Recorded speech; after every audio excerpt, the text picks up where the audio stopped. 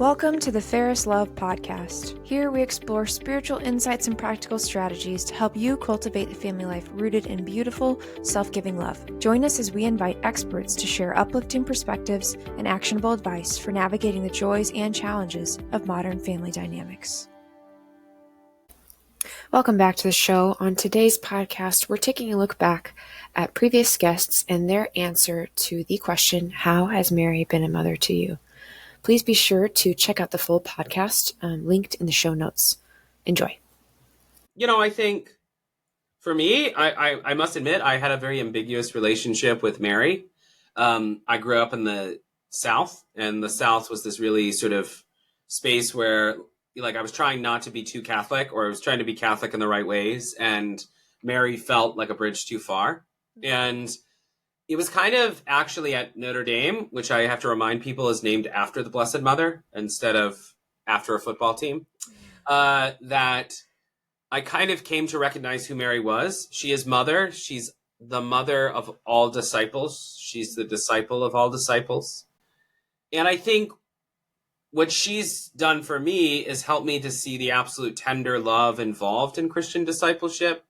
And that it's a tender love that's not weak, but that actually possesses an extraordinary strength. I like to use the phrase that Pope Francis did of a revolution of tenderness. That's what the Mother of God enacted when she said, "Let it be done to me according to thy word," and bore her son in flesh, Christ, and held him in a crib and raised him and stood with him upon the cross and was in that upper room on the Feast of Pentecost when the Spirit descended.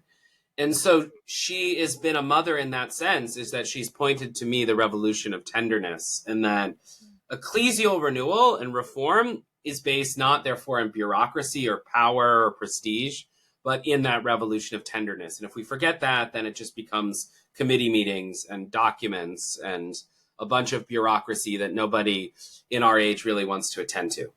Yeah, Mary Grace, that's a beautiful question. Our community, the Dominican Sisters of Mary, Mother of the Eucharist, we make our consecration to Jesus through Mary according to the St. Louis de Montfort consecration. So that spirituality and that way of giving my life and living my life has been part of me for a long time. And really to give everything into the hands of Mary. And doesn't she just help us surrender, right? When we I know that my whole life, every good deed that I do is in her hands, and she's going to do with it the most perfect thing, right? Even more perfect than I could make it, and present it to her son as a gift, right? And that's how we can I think one of the most important aspects of gratitude is not only to accept the gift that we've been given, but it's to return our life as a gift. And Mary does that perfectly, right? She returns her, she's perfect, right? She was immaculately conceived. She has no sin. She said yes to God. There was nothing barring her and her Father. And that's what we want our lives to be, right? Is this perfect yes to the Father. And Mary's the one who can do that with us and for us, right? So surrendering our lives into her hands and allowing her to make it something beautiful for God. And then that makes our whole life a gratitude, our whole life a thanksgiving. You think of the Mass, the word Eucharist means thanksgiving, right?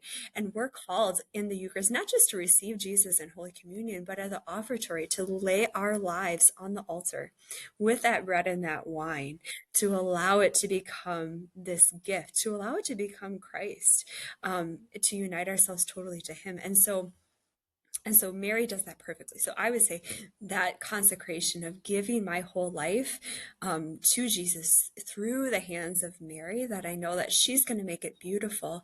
And then the pressure's off me, right? Like I can surrender like a child and give my best gift that I can to God through her, and know that she's going to make it even more beautiful than I could.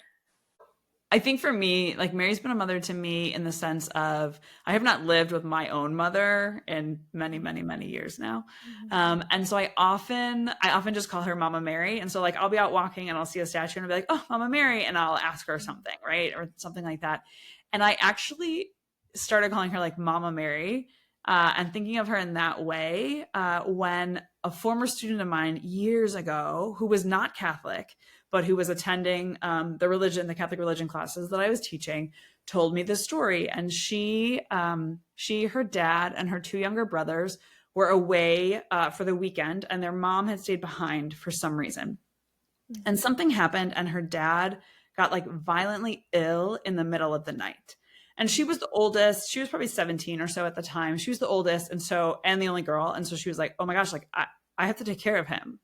And like couldn't figure out what to do. And he was just in very severe pain. I forget now if he had like a kidney stone or something, but like severe, significant pain. Right. And she just kept, at first, when she was trying to figure it out, she just kept thinking, I need my mom. Like I need my mom will know what to do. But she couldn't get a hold of her mom. And so she was like, okay, but I know I have a mom. And so she just knelt down and prayed to Our Lady and was like, I need a mom right now. Like, I need my mommy. Like, please help. And her dad got better. And then they went to the hospital and whatever, but like was good enough to be able to drive to the hospital and whatnot. But she was like, I just needed a mom in that moment. And like, I just needed my mama. And I was like, no, I love that story.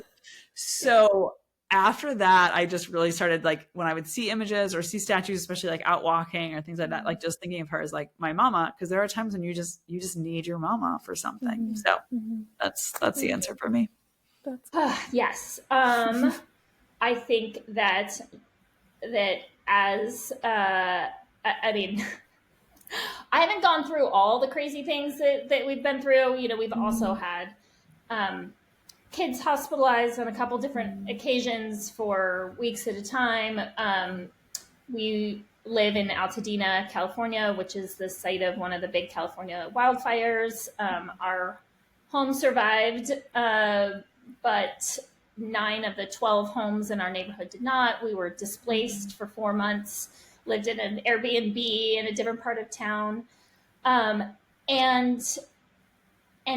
any time that I would want to feel sorry for myself throughout any of those things,